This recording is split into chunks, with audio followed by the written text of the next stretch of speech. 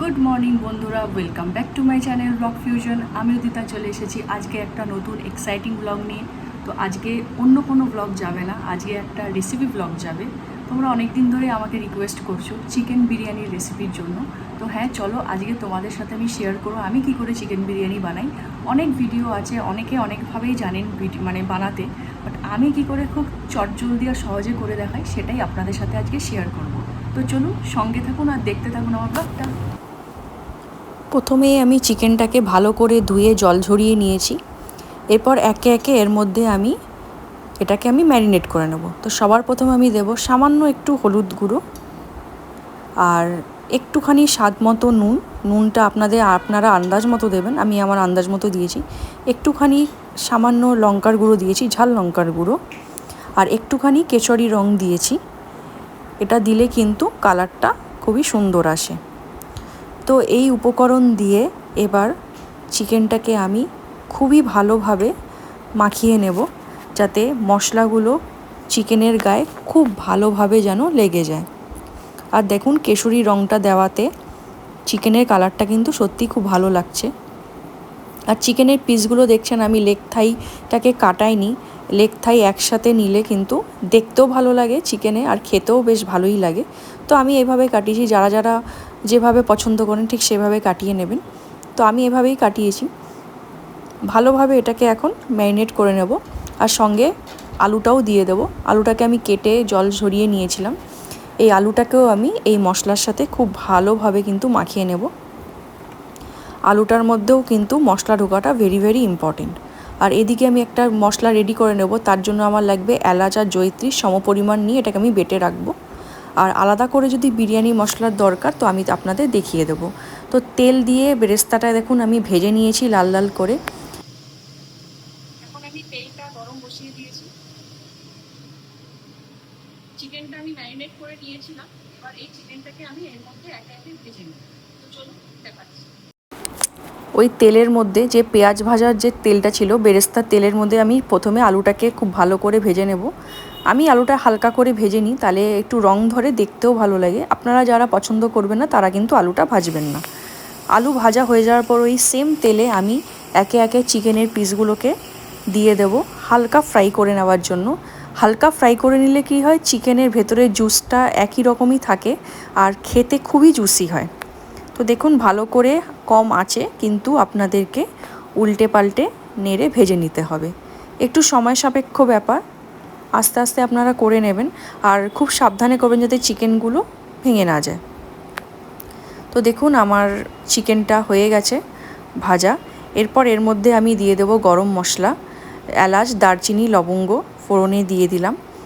দিয়ে দেওয়ার পরে এরপরে একে একে আমি বাটা মশলা দেব। দেখুন কাঁচা লঙ্কা বাটা দিয়ে দিলাম এর মধ্যে, আর সামান্য একটু 1 চামচ রসুন বাটা এর মধ্যে দিয়ে দিলাম। এবার এটাকে খুব ভালোভাবে আমাদেরকে ভেজে নিতে হবে, যতক্ষণ না রসুন থেকে একটা কাঁচা গন্ধটা চলে যায় ততক্ষণ আমাদের হালকা লাল করে কিন্তু ভেজে নিতে হবে। আর এর মধ্যে সামান্য একটু বেরেস্তাটা দিয়ে দিচ্ছি, যে এই বেরেস্তাটা আমি ভেজে রেখেছিলাম। আপনারা চাইলে কাঁচা পেঁয়াজও দিতে পারেন, বাট আমি বেরেস্তাটাই ইউজ করি, তাতে কিন্তু কালারটা খুবই সুন্দর আসে।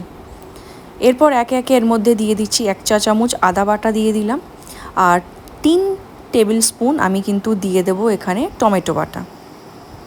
দেখুন 3 টেবিল স্পুন টমেটো বাটা আমি এর মধ্যে অ্যাড করে দিচ্ছি। দিয়ে এরপর এটাকে খুব ভালোভাবে নাড়িয়ে নিতে হবে যতক্ষণ না আদা টমেটোর কাঁচা ভাবটা চলে যায় আর খুব সুন্দর যাতে তেলটা ছেড়ে যায়, ততক্ষণ কিন্তু আমাদের নাড়িয়ে চাড়িয়ে ভেজে নিতে হবে।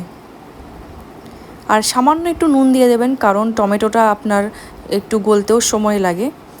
দেখুন আমার হয়ে গেছে। এরপর এর মধ্যে আমি ফেটিয়ে রাখা টক দইটা অ্যাড করে দিচ্ছি।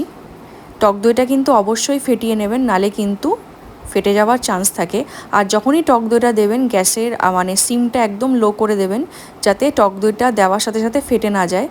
আর দিয়ে সঙ্গে সঙ্গে কিন্তু আপনাদের ভালো করে নাড়িয়ে চাড়িয়ে নিতে হবে, যাতে টক দইটা ফেটে না যায়। তো দেখুন আমি যেভাবে করছি ঠিক সেভাবেই আপনারা করবেন। আর এর মধ্যে এখন আমি দিয়ে দেবো এই গুঁড়ো করে রাখা মশলা। এটা আমার বানানো বিরিয়ানি মশলা, এটাও একটা বিরিয়ানি মশলা 2। এই দুটোকেই কিন্তু আমি এখন এর মধ্যে অ্যাড করে নেব। এক চামচ করে আমি এর মধ্যে অ্যাড করে নেব। দিয়ে এরপর এটার সাথে ভালো করে কিন্তু আমাদেরকে ম্যারিনেট করে নিতে হবে। এরপরে যে আমি চিকেনগুলো ভেজে রেখেছিলাম, একে একে আমি চিকেনগুলো এর মধ্যে দিয়ে দেবো, আর সাথে আলুগুলোও আমি কিন্তু এর মধ্যে একে একে দিয়ে ভালো করে এই মশলার সাথে উল্টে পাল্টে নাড়িয়ে চাড়িয়ে নিতে হবে, যাতে মশলাগুলো খুব ভালোভাবে এই চিকেনের মধ্যে আলুর মধ্যে ঢুকে যায়। যদি মশলাগুলো ভালো মতো না ঢোকে তাহলে কিন্তু খেতে চিকেনটা একদমই ভালো হবে না। তো এবার এটাকে আমি ঢাকা দিয়ে কিছুক্ষণের জন্য হতে দেব। একটু পরে আমি আবার ফিরে আসলাম, এর মধ্যে স্বাদ মতো একটু নুন দিয়ে নিলাম। নুনটা তখন একটু দিয়েছিলাম, এখন আবার দরকার বলে একটু দিয়েছি। আর এর মধ্যে এখন আমি একটু অ্যাড করব কেওড়া জল। আমি ডাবরের ইউজ করি, আপনাদের যেটা পছন্দ আপনারা সেটা ইউজ করবেন। দু চামচ আমি ডাবরের কেওড়া জল আমি এর মধ্যে অ্যাড করে দিলাম। দিয়ে এবার এটাকে আবার সেম ভালোভাবে নাড়িয়ে চাড়িয়ে নিতে হবে। দেখুন কত সুন্দর তেলটা ছেড়ে এসেছে, এরকমই কিন্তু হবে। আর আপনারা চাইলে লাল লঙ্কার গুঁড়ো দিতে পারেন, আমি দিইনি, কারণ আমার এই ফ্লেভারটা, এই টেক্সচারটা ভালো লাগে। অনেকে একটু কালচেরা পছন্দ করে, বাট আমি এটাই পছন্দ করি, তাই আমি এটা দিয়েছি। আর এর মধ্যে পরে আমি শেষে একটু লেবুর রস দিয়ে দিলাম, একটা লেবু দিয়ে এবার এটাকে ভালো করে আমাদেরকে নাড়িয়ে নিতে হবে। একটা কথা জেনে রাখবেন, যত ভালো করে চিকেনটা কষাবেন, জুসটাও এর চিকেনের মধ্যে ঢুকবে, আর কিন্তু খেতেও কিন্তু স্টকটাও কিন্তু খেতে খুবই ভালো হবে। এই দেখুন আমাদের চিকেন অলমোস্ট হয়েই গেছে, খুবই সুন্দর দেখতে হয়েছে। আর দেখুন উপর থেকে তেলটা ছেড়ে এসছে, আর আলু আর চিকেন কিন্তু একদমই সুসেদ্ধ হয়ে গেছে। এরপরে এই যে চিকেনের উপর যে তেলটা ভাসছে, রোগানটা, এটাকে আমি একটা বাটিতে তুলে নিচ্ছি, কারণ এটাকে আমি লেয়ারিংয়ের সময় কিন্তু ইউজ করব।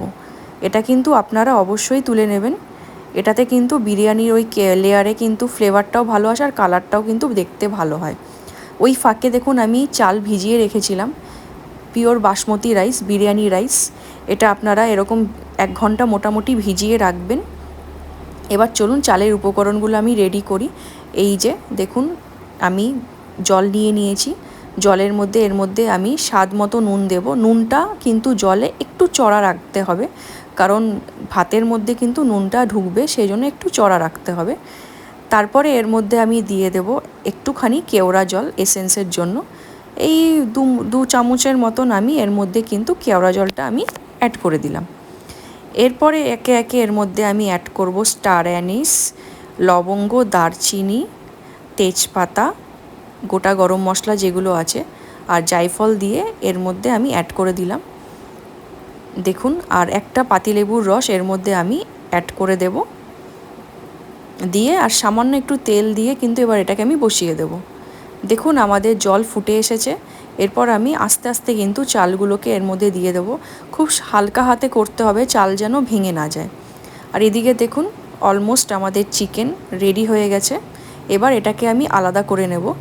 চিকেন আর আলুটাকে কিন্তু আমি স্টক থেকে আলাদা করে নিয়েছি, দেখতেই পাচ্ছেন, আর কালারটাও কিন্তু দেখতে প্রপার বিরিয়ানির মতনই হয়েছে। এরপর যে স্টকটা আছে আমি কি করি, স্টকটাকে আমি ছেঁকে নিই, কারণ মুখের মধ্যে যদি ওই পেঁয়াজ আর রসুন এগুলো পড়ে খেতে ভালো লাগে না। যত সুন্দর স্টকটা পাতলা হবে খেতে কিন্তু ততটাই ভালো লাগবে, তাই আমি স্টকটাকে খুব ভালো করে কিন্তু ছেঁকে নিই। আপনারাও কিন্তু এইভাবেই ট্রাই করবেন, ট্রাই করে দেখবেন, খেতে কিন্তু অপূর্বই হয়। দেখুন আমাদের বিরিয়ানি চিকেন একদমই রেডি। এবার চলুন ফটাফট আমি লেয়ারিংটা করে নিই। তো সবার প্রথমে একটা আমি কড়াইয়ের মধ্যে প্রথমে একটু ঘি মাখিয়ে নিয়েছি, তার মধ্যে আমি একে একে চিকেনের পিসগুলো কিন্তু সাজিয়ে দেব। খুব সুন্দর করে কিন্তু আপনাদের সাজিয়ে দিতে হবে। আর দেখতেই পাচ্ছেন স্টকটার মধ্যে কিন্তু কোনো রকম মশলা নেই, একদম পাতলা স্টক যেটা আমি ছেঁকে নিয়েছিলাম। আর এর উপরেই কিন্তু আপনাদের আস্তে আস্তে আলুগুলোকে সাজিয়ে দিতে হবে। আমি ঠিক যেভাবে দেখাচ্ছি সেইভাবেই কিন্তু আপনারা করবেন। আর এর মধ্যে আমি 2টো আলু বোখারা দিয়ে দেবো, আপনারা চাইলে দিতে পারেন, আর যদি না থাকে তাহলে স্কিপও করতে পারেন। আলু বোখরা আমি 2টো দিয়ে দিয়েছি, আলু বোখরা না দিলে কিন্তু বিরিয়ানির টেস্টটা আসে না, তো চেষ্টা করবেন যাতে আলু বোখরা দিতে। এর উপর আমি একটু দিয়ে দিচ্ছি টক দই, ছড়িয়ে দিচ্ছি একে একে এই 2 চামচ 3 চামচের মতন টক দই কিন্তু আপনারা ঠিক এইভাবেই ছড়িয়ে দেবেন। টক দই ছড়িয়ে দেওয়া আমার হয়ে গেছে। এরপরে আমি আমার তৈরি বিরিয়ানি মশলা, এই যে বিরিয়ানি মশলাটা আমি অল্প অল্প করে ছড়িয়ে দেব।